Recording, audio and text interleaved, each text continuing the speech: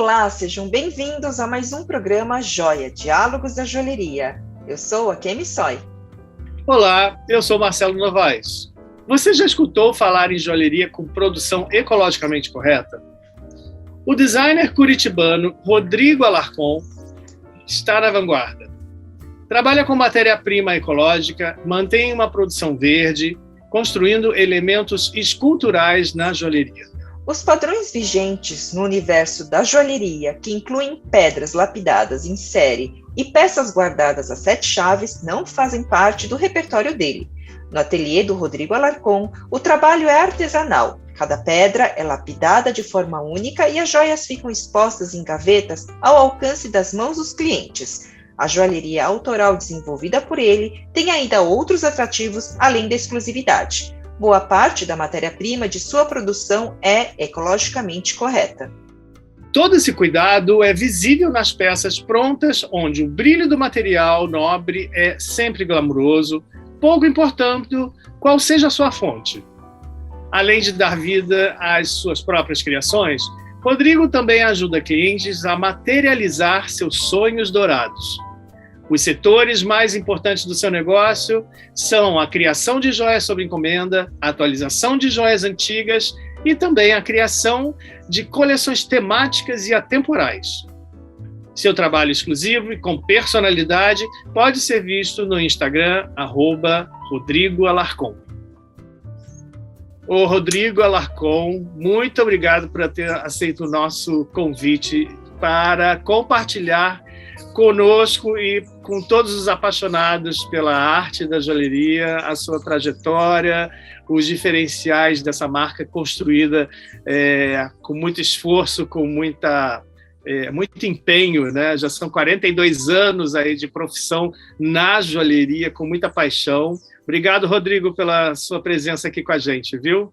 Eu agradeço o convite a você, Marcelo, e a Kemi, essa oportunidade de poder mostrar um pouco do meu trabalho e contar um pouco da minha história e a história da marca. Então, como eu já estava dizendo, né, são 42 anos de atuação na joalheria e essa formação, e muita formação profissional, né? Vamos começar do início, Rodrigo, porque a formação vem antes da profissionalização, né? Então, assim, me conta um pouco como é que foi, como é que é esse seu encanto pelo estudo da joalheria e como é que a joalheria chegou aí na sua vida. É muito interessante porque remete realmente à minha infância, Marcelo. Eu sou do interior do Paraná, uma cidade próxima a Curitiba, e a região é conhecida como Campos Gerais.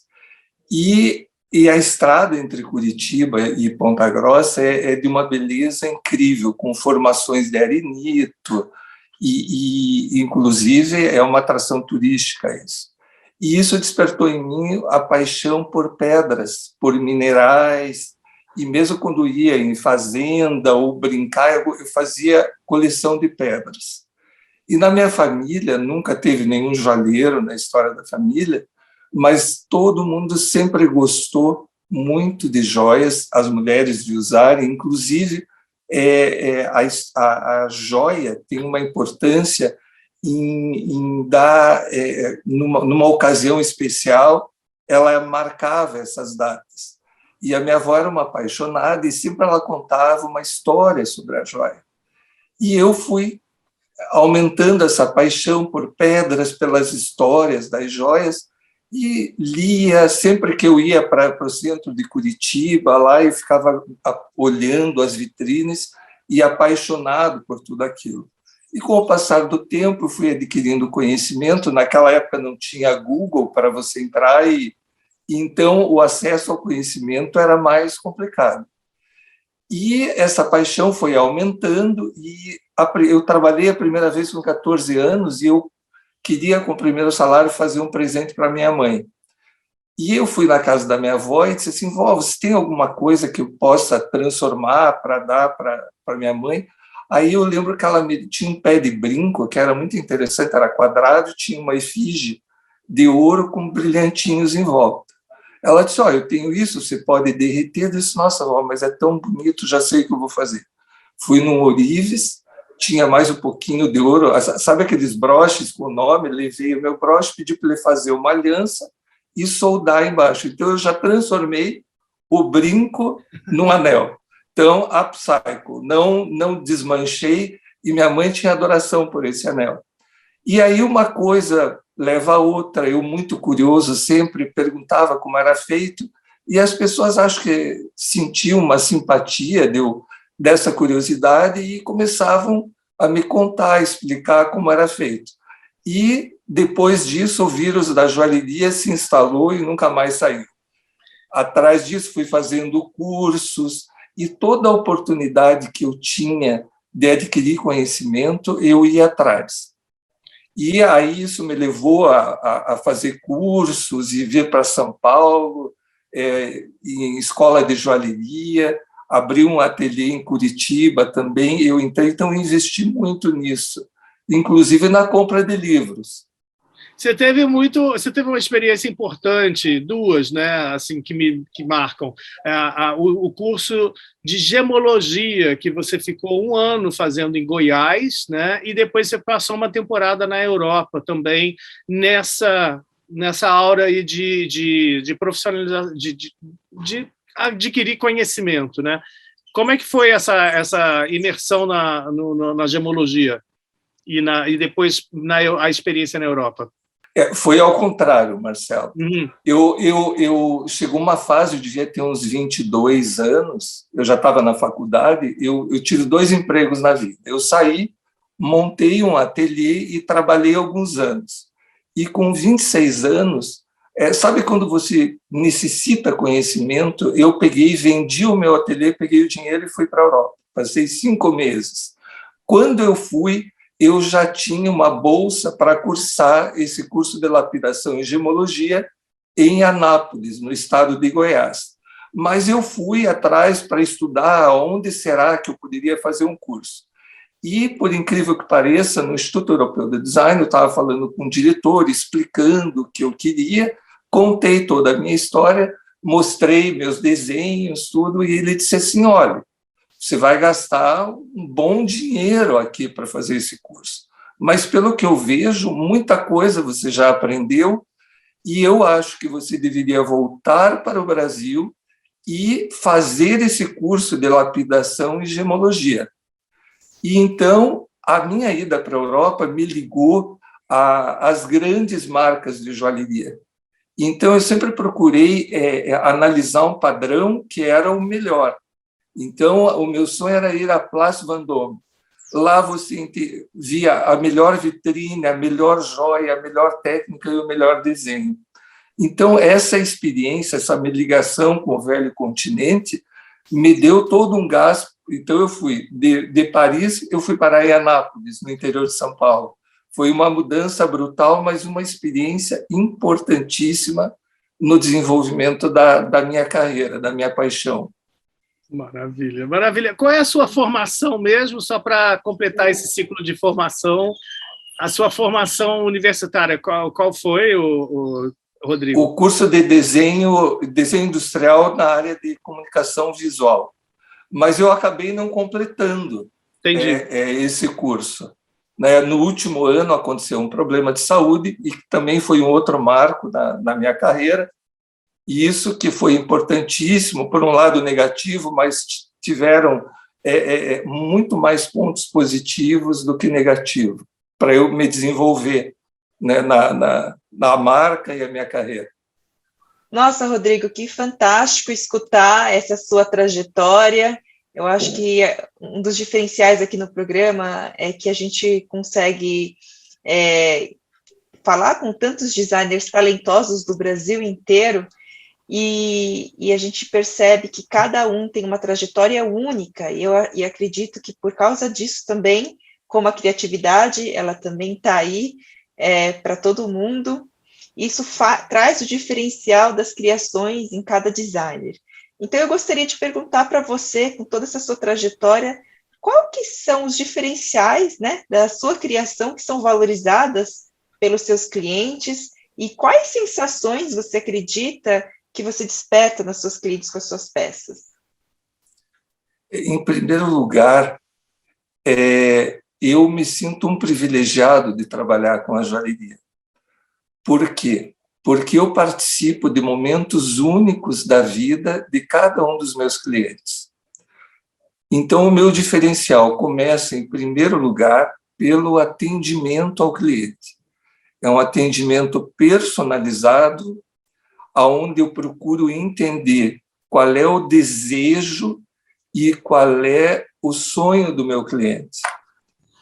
Qual o motivo que ele deseja executar uma joia.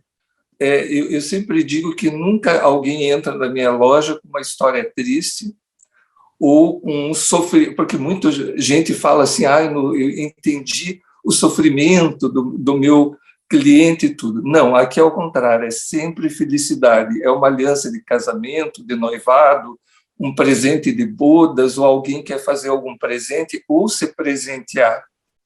Então, o meu diferencial é esse atendimento e o desenvolvimento de uma joia única para o cliente. E isso eu acho um privilégio, porque você cria um elo com o teu cliente. E é super interessante quando você vai entregar essa joia executada, você vê aquele brilho, aquela alegria. Então, aqui a gente só trabalha com energia positiva, super positiva. Isso que você falou é bem característico da nossa profissão, né, Rodrigo? Eu acho que a gente tem realmente essa vantagem, né, vamos colocar assim, da gente realmente lidar com momentos especiais da vida das pessoas, momentos de felicidade, e isso realmente traz uma gratificação muito grande para a gente também. Mas, além desse seu atendimento, existe alguma característica específica que vem de toda a sua criação, do seu background, dos seus estudos, que faz com que suas peças causem algum tipo de sensação diferente também em seus clientes? Na minha opinião, sim, porque todo esse conjunto de experiência e conhecimento que eu adquiri em todos esses anos, ele reflete no resultado final das joias. Então, quando você entende o desejo e o sonho do teu cliente, você tem material para o desenvolvimento dessas peças. Você define o perfil do cliente, qual é o momento, se tem um momento especial. Eu trabalho muito com noivas, e eu acho uma responsabilidade muito grande, porque é um momento único na vida da noiva. Óbvio que do casal, mas o da noiva tem todo um apelo emocional mais forte, e é uma responsabilidade grande você desenvolver uma peça que tenha harmonia. E, às vezes, o cliente me pede uma peça temática. Ela diz, olha, o meu vestido é romântico e eu quero uma aigrette que remeta à Belle Époque. Eu lembro que tem um casamento que a noiva, eu fiz as alianças, eles eram apaixonados pelo Senhor dos Anéis, tive que reproduzir a aliança do Senhor dos Anéis. E no casamento, a noiva me pediu, disse, olha, eu quero uma tiara élfica, que era um casamento num bosque, do lado de um lago, tudo. Então, sempre aparecem esses desafios. E é muito importante todo esse conhecimento que eu adquiri de história da joalheria, visitas. Eu já visitei uma infinidade de museus. Eu sempre direciono minhas viagens que eu tenho um aproveitamento nessa área. Então, esse conhecimento vai refletir no resultado final, escolhendo a técnica, o estilo, o traço que você vai desenvolver na peça. A escolha dos materiais também. Muito bacana, Rodrigo, porque eu acho que o repertório que você, como você disse, né, que você adquire, ele serve de acervo para você pegar o desejo do cliente e ali no seu manancial, né, de conhecimento e selecionar e reformular o projeto e formular, né, na verdade, o projeto que vai ser exclusivo para aquele cliente, né? Você pode me mostrar, assim, falando da sua trajetória, me dá vontade de ver algumas peças também, e tipo, do início da sua carreira, e você falar um pouquinho dessa questão do início da carreira, de peças que marcaram o início da sua carreira, de quando você começou na joalheria. depois, quando você foi evoluindo, ou seja, me mostra 3 peças suas que você acha que sejam icônicas da sua evolução criativa até hoje. Ok. Eu vou mostrar aqui uma peça, daí eu vou contar a história dela. Aliás, são várias peças, são 3 peças, porque teve uma evolução nessas peças. Então, eu vou te mostrar aqui. Esse é um broche, Rodrigo? Hoje é um broche, mas na época era um brinco, um bottom, um brinco enorme que eu fiz. Óbvio que a maior parte das minhas joias são feitas com pedras preciosas. Então, eu utilizei uma técnica de prata amolgada, derretida, com fixação dessas gemas. Foi feito para a mãe de um noivo. Quais são as gemas? Aqui, turquesa, lápis e quartzo laranja. Então, ele dá uma riqueza nas cores da peça, uma composição bem clássica. Qual é o diferencial? É esse trabalho todo derretido em prata. O que aconteceu? Anos depois, essa minha cliente disse: Rodrigo, me limita tanto, né? Eu só posso usar em ocasiões especiais. O que você propõe? Vamos derreter e fazer uma outra peça? Daí eu disse para ela, nossa, eu acho tão bonito esse brinco, deixa aqui que eu vou inventar alguma coisa. Aí eu transformei essa peça num broche que pode ser usado como pingente. Então, ele tem essa argola atrás. E a outra peça eu transformei num bracelete poderoso. Esse é o outro pé do brinco, né? O outro pé do brinco. Ou seja, esse trabalho de ressignificação da joia também é de upcycle, né?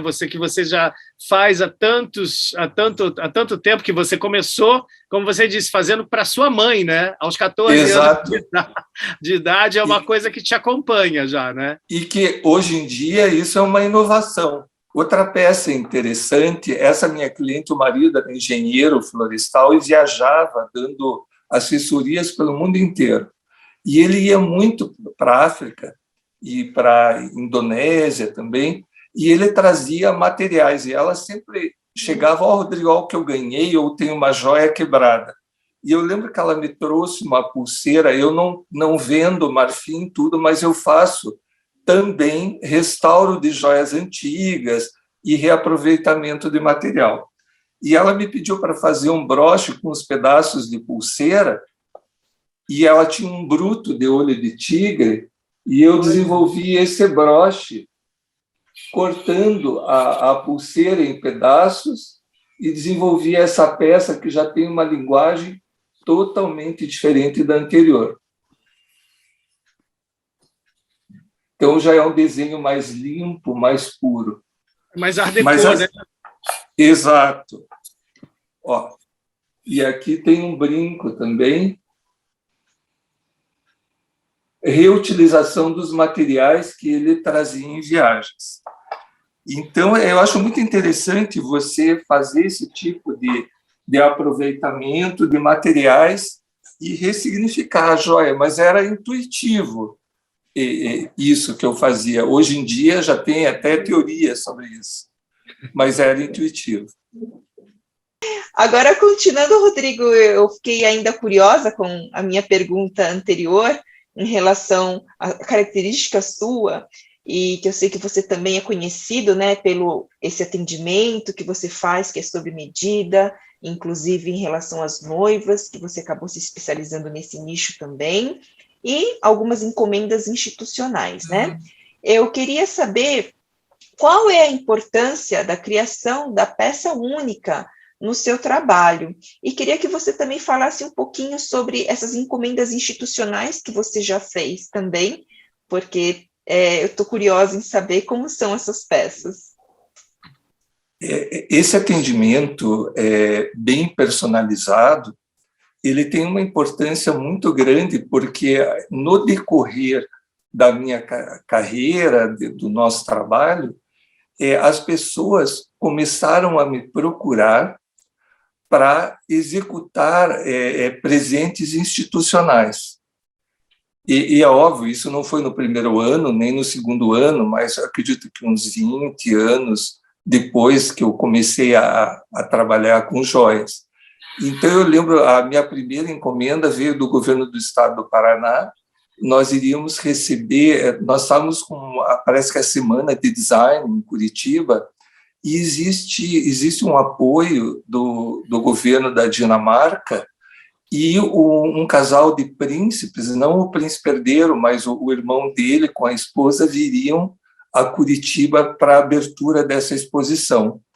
Então, o pessoal do cerimonial do palácio veio me procurar, contaram, olha, Princesa Marie vem para Curitiba, nós vamos presentear o príncipe Joaquim com uma gravura do Putti Lazarotto, que é um grande artista do Paraná, e nós queríamos que você desenvolvesse um presente, alguma coisa para a princesa. Aí eu disse, nossa, que responsabilidade. Eu disse, nossa, mas deixa eu entender. Fui lá, pesquisei quem era a pessoa, qual era o biotipo, tudo. E a coroa da Dinamarca, ela tem uma coleção fabulosa de joias.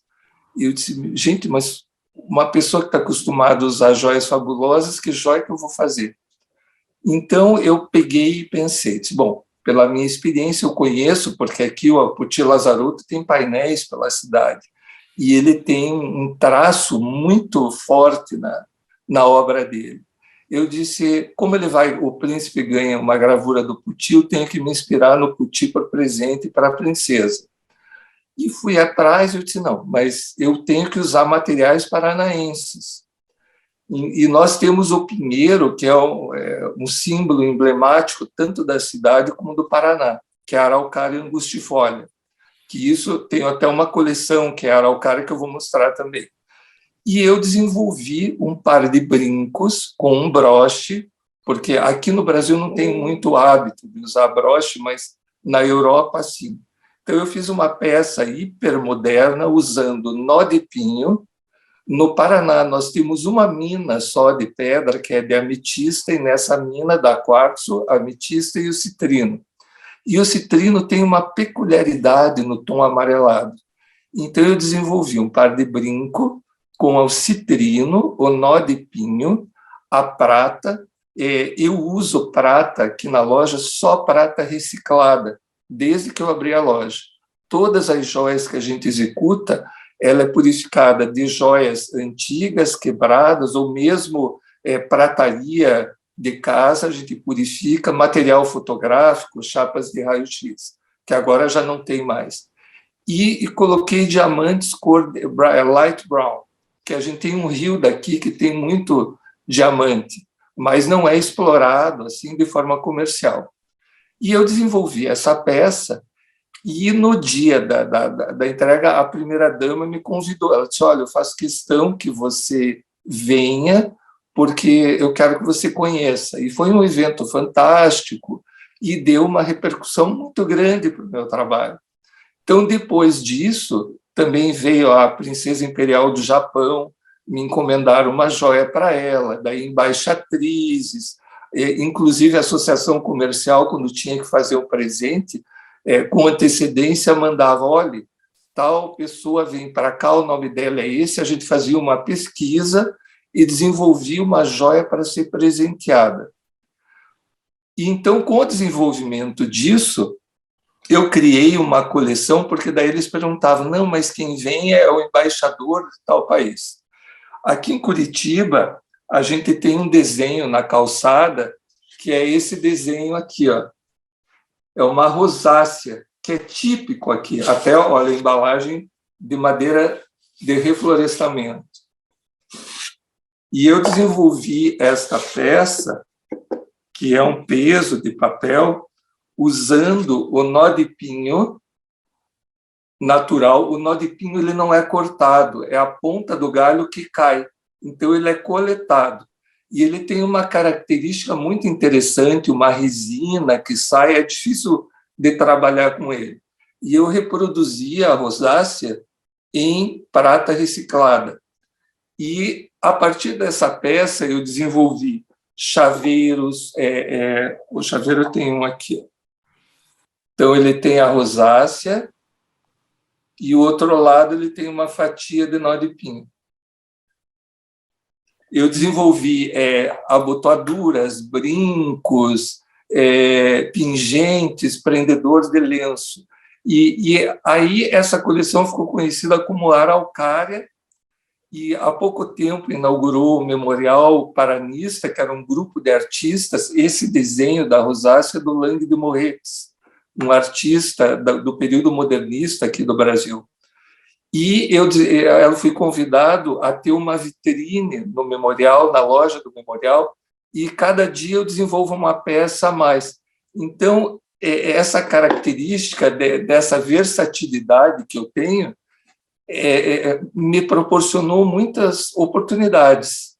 Maravilha, Rodrigo. É muito bacana porque é interessante quando a gente começa a falar da peça, e aí a questão dos diferenciais da marca, o seu estilo, ele começa a aflorar, né? A gente começa a resposta começa a ficar mais clara, né, para a gente identificar isso, porque eu anotei aqui, né, o seu talento na questão do desenvolvimento da coleção, né, ou seja, ter esse repertório cultural que você traz e também essa interferência local do que você tem à mão, né, no seu ambiente, né, em Curitiba, no sul do Brasil, e colocar isso na sua arte joalheira.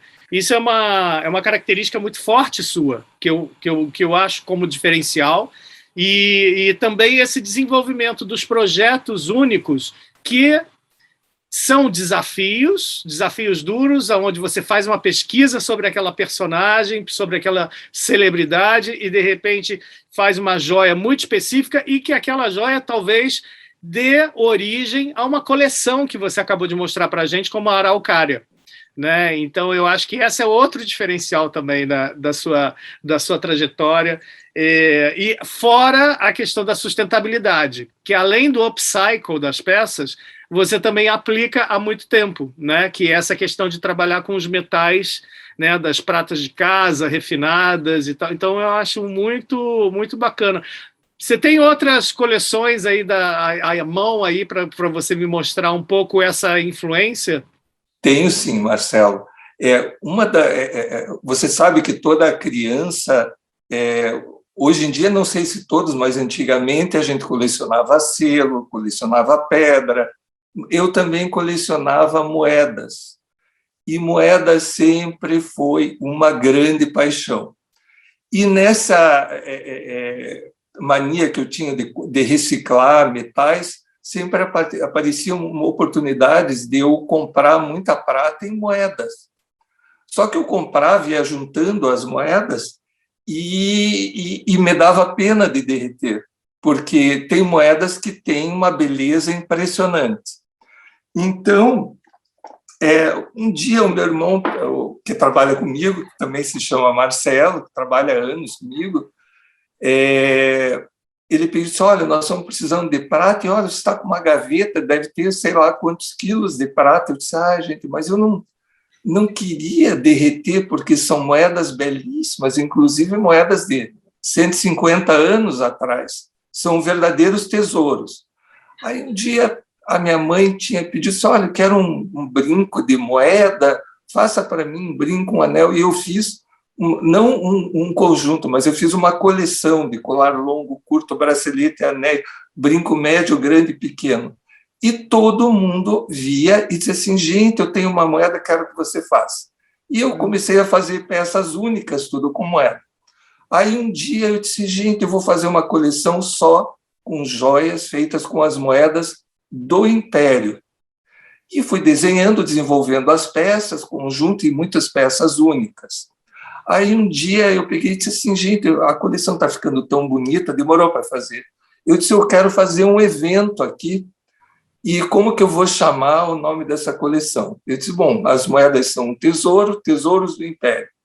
Aí eu desenvolvi a coleção, a gente organizou aqui no Design Center, a galeria, um evento, e o evento, assim, quando eu ia comentando com os amigos, tudo, Ele disse, não, mas você tem que fazer maior. E eu tinha uma grande amiga, com uma madrinha, ela já veio a falecer há alguns anos, e ela era como uma madrinha, uma mecenas, que sempre estava apoiando e ajudando, me ajudava a escrever também.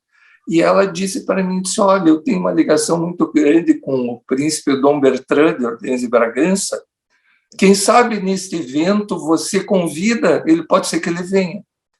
E ela se comunicou com ele, mandei foto das joias, e ele disse, não, eu vou, eu tenho um evento aí em Curitiba e vai ser um prazer. Aí o evento começou a crescer, e a gente tem 1000 ideias. Então, a coleção já estava pronta, eu vou mostrar um dos colares, eu vendi a coleção inteira. E esse aqui...